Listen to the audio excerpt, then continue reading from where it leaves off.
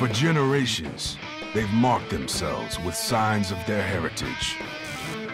This is the very first ink I got for a proud race, a hard-working race with a lot of heart. Born behind bars, it was refined on the streets of LA. The Chicano style defines allegiances to God, to family, even to gangs. This right here is skeletons of gang members, which my gangster life leads to death, you know what I mean?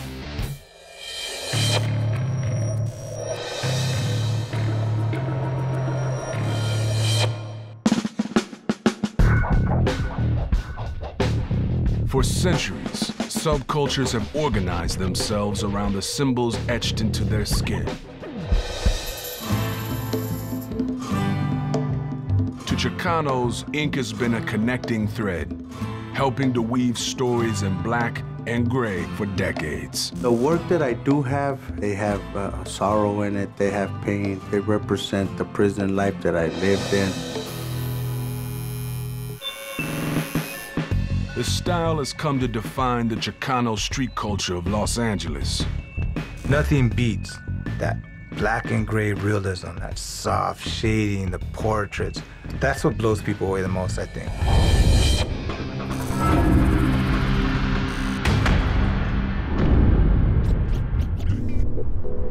Freddie Negrete is one of the original Chicano tattoo artists, a former member of a gang known as Sangra. He's just a few years out of prison. Growing up, Freddie bounced from foster homes to juvenile hall and ultimately ended up in prison. It was behind bars that he found his calling. They had me in this holding tank, you know, waiting for court. And they brought this guy in. You know, he was an older guy. I saw him and I was like, wow, this dude, he's hard, you know? Freddie was in awe of his Chicano style tattoos. He had Lopez, Maravilla, and gang writing right here. He had a big girl's head right here. He had a Jesus head on his arm here. And he had a cross and a ribbon and a heart or something right here. And I was just like amazed with his tattoos. And he was a cholo. Cholo is a term for a Chicano who lived the street lifestyle in the 60s and 70s. They adopted a unique style of dress. Crisp, oversized khakis and button-front shirts fastened at the neck. Freddie learned how to fashion a homemade tattoo machine. It was simple. Melt a needle into a toothbrush handle. So by the time I was 13, I had this arm covered with hand-poke tattoos. And I joined a gang, you know, Sangra, and I was a cholo. Known as one of the original LA street gangs, Sangra formed in the 1940s to protect their neighborhood of San Gabriel. The gang's name is short for San Gabriel. The Superman logo serves as a coded sign of Sangra membership, adopted because of the prominent S.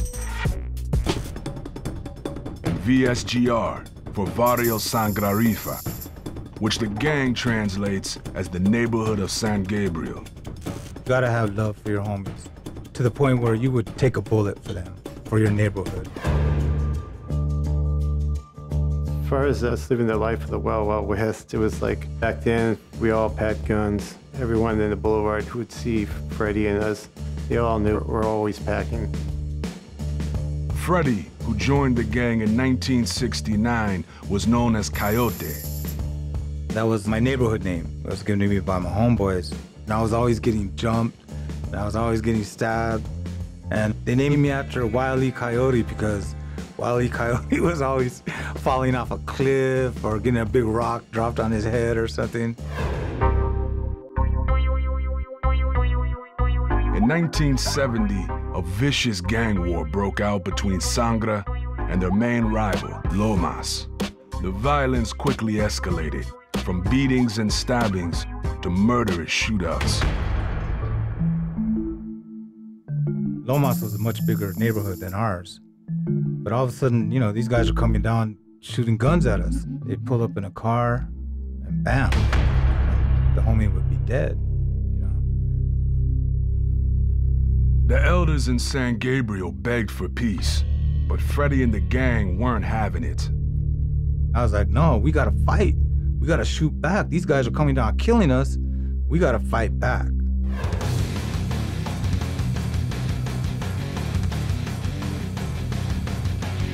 Freddie was arrested on a firearms charge and sent to prison. Behind bars, he turned his attention to becoming a tattoo artist. Everybody in there was just covered. So you can imagine me, tattooing every day, constantly, for about 18 months. So I really got good at it. Tattooing in prison is illegal, so inmates secretly construct tattoo guns from scavenged materials to avoid detection. Everybody wanted girls on them, But if you were Chicano, you especially wanted that chara girl. The chara girl is a Chicano icon. She's often depicted wearing a sombrero or with gun belts strung across her chest.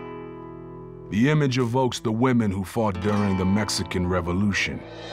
It was just a way for us as Chicanos to identify with our race and a sense of pride and a sense of machismo. And we're warriors, we're soldiers.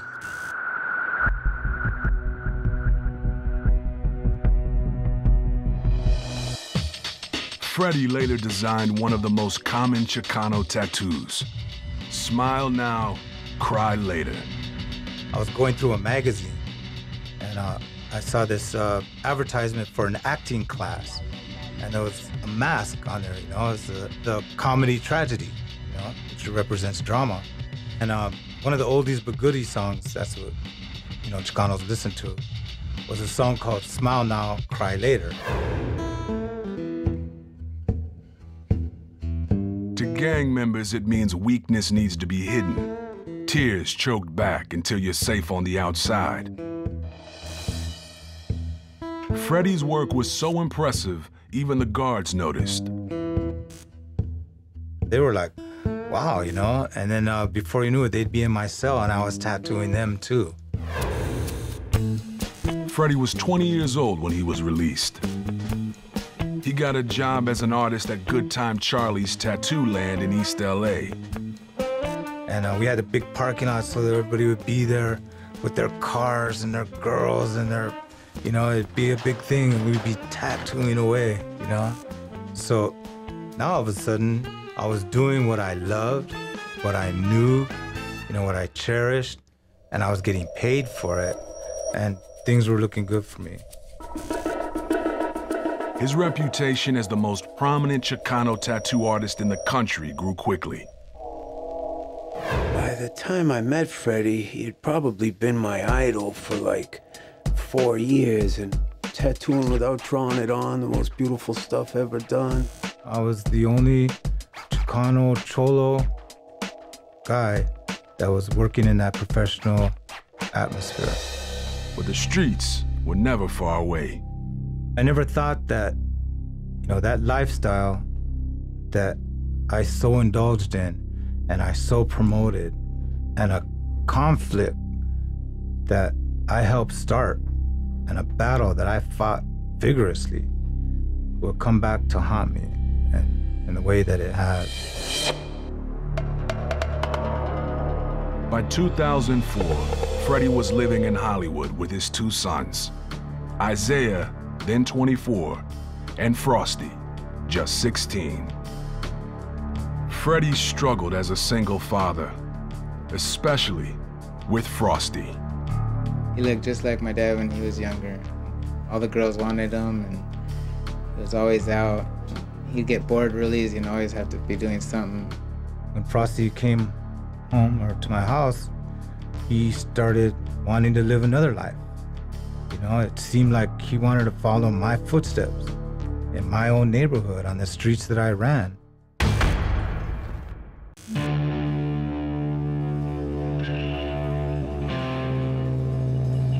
Tattoos can be a symbol of cultural pride. For Chicanos in Los Angeles, getting marked is a tradition. Ink connects generations, and serves as a reminder of blood spilled on neighborhood streets. By the 1930s, Mexican immigrants had started clustering in neighborhoods or barrios across LA. They were outcasts and soon banded together in gangs based on territory. Young men wearing zoot suits and speaking a fusion of English and Spanish called themselves Pachucos. One of the earliest Chicano tattoos, the notorious Pachuco cross, soon started popping up. Inked between the thumb and index finger of the left hand, it was an indication of gang membership. Violence in the Barrio reached public consciousness with the 1943 Zoot Suit riots. It was the beginning of the racial clashes that would plague Los Angeles for the next 50 years. Growing up in East Los Angeles, you know, it was rough.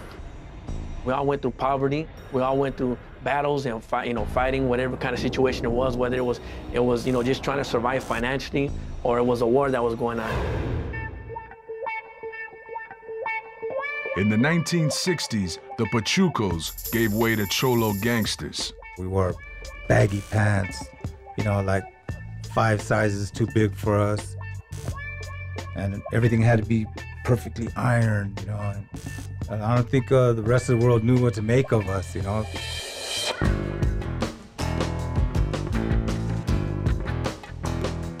the 70s, the domestic drug trade exploded and gang violence increased. More and more Chicanos found themselves behind bars, where tattooing became a part of gang identity and group unity. One of the important places where it was like the meeting of the minds and the sharing of the culture was in the institutions.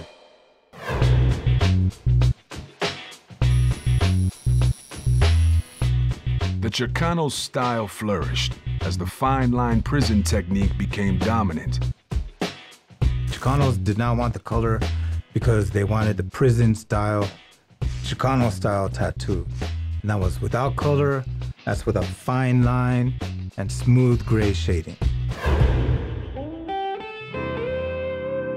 Soon, LA icons like Charlie Cartwright and Jack Rudy started using and expanding the black and gray style.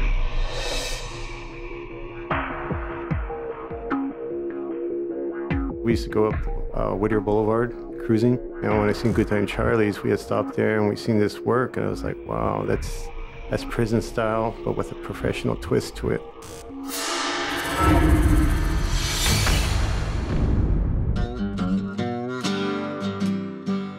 David Oropeza is an ex-gang member who hails from Compton on the south side of LA. Oh, this piece was originally Freddie Negretti. Used to have the neighborhood in here, B3 in the center. Compton, Barrio 3. It was a neighborhood that I was in back then. Now, to have something like this sometimes could get you, get you killed and get you in a lot of trouble. David is tattooed from head to toe in the Chicano style. His body is a living canvas for artists throughout the tattoo world. To have the tattoos put on you, it was like they tattoo in your soul. Even though I wear the tattoos, and that's all I am, I'm just a keeper, I just wear it. It's their art. Many of the major tattooists working in LA are represented somewhere on his skin.